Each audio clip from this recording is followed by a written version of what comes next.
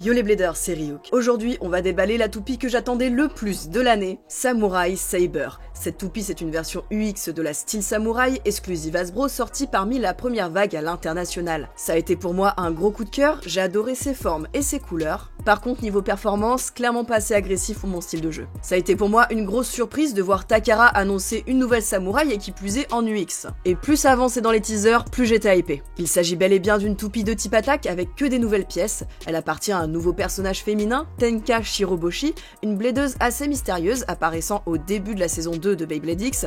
Pour le moment, on en sait peu sur elle, mais elle semble porter de l'intérêt pour la team Persona. Et cerise sur le gâteau, la toupie est livrée en starter avec un tout nouveau lanceur. Si vous avez connu Beyblade Burst, ce lanceur ce n'est ni plus ni moins que la réincarnation du Sword Launcher de Shaka et sa Excalibur. Ici, l'épée devient un sabre pour coller au lore du personnage. On a donc affaire à un lanceur à crémaillère à rotation droite, monobloc et robuste. Si habituellement les lanceurs à crémaillère obligent à lancer vers soi, ce lanceur se tire sur le côté. Autre différence, la crémaillère est un peu plus longue que celle des Winder Launcher classiques, avec une prise en main en T. Takara ont d'ailleurs communiqué que cette nouvelle crémaillère est entièrement légalement compatible avec les Winder Launcher classiques. Et comme d'habitude, ce lanceur est fait pour accueillir le Battle Pass, mais qui pour le coup va pas mal modifier la prise en main, donc pour les petites mains ça risque d'être compliqué. Même si le lanceur est carrément stylé et certainement très puissant, ce sera peut-être pas suffisant pour me faire lâcher mes lanceurs à ficelle. Mais ce lanceur m'a quand même hypé pour une chose. Les inserts du grip sur le côté sont pour la première fois en caoutchouc, et la couleur ne pouvait pas tomber mieux. Je vais donc les mettre sur mon setup principal, et voilà, il me manque plus qu'un lanceur à ficelle violet maintenant, et ce sera parfait. Revenons à nos moutons, enfin, aux samouraïs. On a bien affaire ici à un blade UX, c'est-à-dire la Unique Line, cette catégorie de blade où la masse a été concentrée sur l'extérieur pour augmenter l'inertie de la toupie. Et en match, ça se traduit par une meilleure force de frappe et une meilleure endurance. Samurai Saber est divisé en deux grandes moitiés, représentant chacune une lame tranchante de katana. La forme ovale vient amplifier largement la puissance d'attaque. Ce blade m'a donc naturellement hypé puisque finalement, des formes ovales, on n'en voit pas tant que ça. Et moi, ça me manquait un petit peu puisque sous Beyblade Metal, j'étais une grosse fan de la Flash Sagittario. En plus de ça, ce blade possède des petites lames sur la périphérie qui vont pouvoir sortir et re-rentrer. Avec un lancer suffisamment puissant, la force centrifuge va faire sortir les lames, et au contact de l'adversaire, elles vont pouvoir re-rentrer. Ainsi, lors du match, ce blade va pouvoir faire varier la nature de ses attaques. Une fois refermées, les lames vont dégager de l'espace ici, ce qui va créer un gros décrochage et un point d'impact fatal. Ensuite, on a le ratchet 270. C'est un choix qui fait sens, la toupie est ovale, le ratchet aussi, on concentre la masse pour améliorer la force de frappe, dans le principe, c'est ok. Sauf que 260 m'avait laissé un goût amer car ses reliefs trop prononcés et bas venaient frotter et s'exploser sur la X-Line. J'ai pas pu tester 280 car pour le moment il est seulement dispo sur une édition limitée, mais j'espère que la hauteur 70 viendra limiter les frottements et que l'on pourra profiter pleinement des performances du combo. Et pour finir, le beat level. Comme son nom l'indique, il possède une succession de différents niveaux pour faire varier le mouvement de la toupie en fonction de son inclinaison. Une forme assez atypique qui pourra rappeler le driver Venture de la dynamite béliale de Beyblade Burst. Level s'organise autour de 3 niveaux, une pointe centrale fine et plate où la toupie restera assez statique, un contour plat qui donnera du mouvement si la toupie est déséquilibrée, donc pour le moment ça ressemble un petit peu au beat point, et le dernier niveau est un cercle encore plus large et cranté qui donnera beaucoup de mouvement et emmènera la toupie rapidement sur la X-Line. En résumé, c'est un beat qui donnera différents styles d'attaque en fonction de la situation de combat. On a donc affaire à une toupie, déjà très belle, et qui complexifie un peu le type attaque, en tendant vers le type équilibre avec une attitude assez variable. Il me tarde de la tester, donc on passe sans plus tarder dans l'arène pour les battles. La première battle va voir s'affronter Samurai Saber contre la Whale Wave, une toupie assez solide dans le genre toupie de type équilibre, donc ça peut être un bon comparatif. Allez, hyper vitesse, ça y est, les deux toupies à pleine vitesse dans l'arène, ça tente de prendre la X-Line mais c'est manqué. La Whale Wave esquive pour le moment sur l'extérieur, les deux toupies se coursent où ça manque le extreme finish.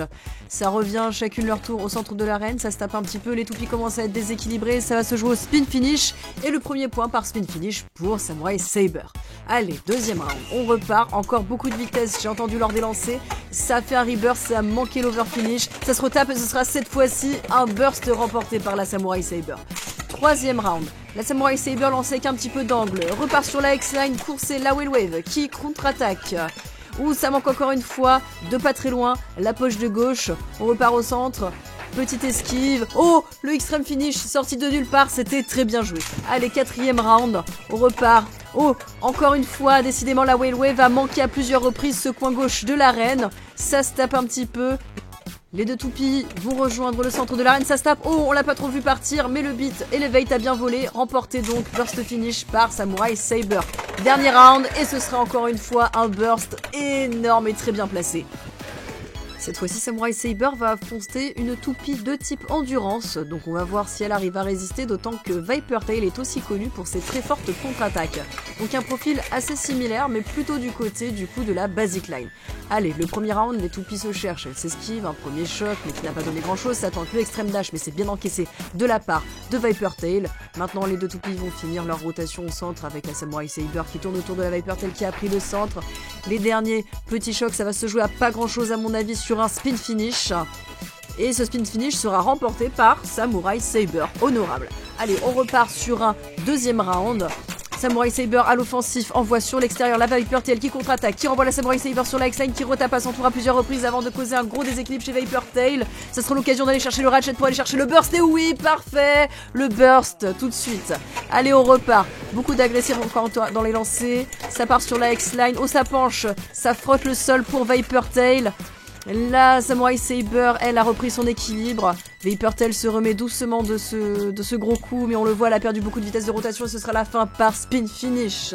Allez, quatrième round, on repart, beaucoup de vitesse encore une fois. La Viper Tail a l'assaut et cette fois-ci ce sera elle qui fera burster par le Ratchet de 2,70 de la Samurai Saber. Reparti pour le dernier round. À l'offensive, Viper Tail manque de s'auto-éjecter, ça frappe directement sur la X-Line et ça envoie Viper Tail dans l'overfinish.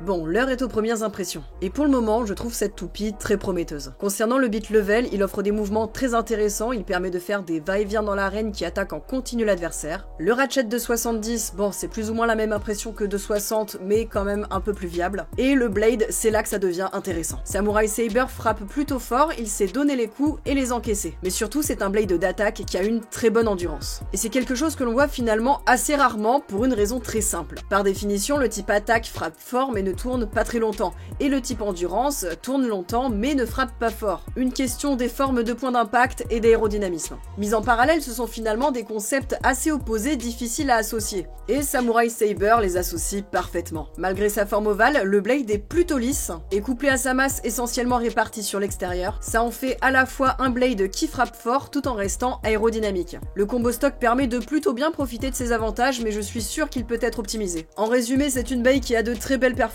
mais qui en termes d'exploitation et de customisation s'adresse plutôt à des joueurs qui ont déjà des bases assez solides sur la compréhension de l'ensemble du jeu Beyblade X. J'ai beaucoup parlé de la toupie, mais j'aimerais quand même vous donner mon impression sur le lanceur. Il est puissant, mais je le trouve pas très maniable. Au tir de la crémaillère, on sent vraiment une grande résistance mécanique, et au final, c'est un peu comme une arme. Plus c'est puissant, plus il y a de recul. D'autant que la prise en T sur la crémaillère, si on vient la pincer comme un lanceur à ficelle, je trouve qu'on glisse assez souvent et ça nous fait rater pas mal de lancers. Pour l'instant, j'ai pas encore trouvé de prise assez confortable avec lesquels je peux varier suffisamment mes angles de lancer. Dans tous les cas, je suis ravie de ce nouveau starter, je trouve qu'il apporte pas mal de choses qui font évoluer les styles de jeu dans la méta Beyblade X. N'hésitez pas à partager ce que vous en pensez dans les commentaires. Abonnez-vous pour plus de vidéos Beyblade. C'était Ryuk et à la prochaine.